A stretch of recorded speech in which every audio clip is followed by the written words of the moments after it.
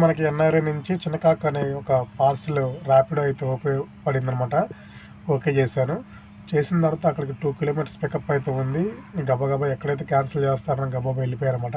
వెళ్ళిన తర్వాత కస్టమర్‌కి కాల్ చేస్తే కస్టమర్ ఎక్కడున్నాడంటే విజయవాడ బస్ స్టాండ్‌లో ఉన్నాడు.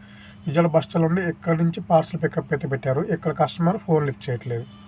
5 నిమిషాలైంది, 10 నిమిషాలైంది, పావుగంట అయిపోయింది. కస్టమర్ ఫోన్ లిఫ్ట్ చేయట్లా. అక్కడ కస్టమర్ ఫోన్ చేసాము. అన్న ఫోన్ చేస్తున్నా కొంచెం ప్లీజ్ అన్న ఉండన్న. కస్టమర్ ఫోన్ లిఫ్ట్ చేయట్లేదు అని చెప్పి అంటున్నాడు. కానీ పికప్ రావట్లేదు. ఎంత పావుగంట అయింది, 20 నిమిషాలు అయింది చూసాడు.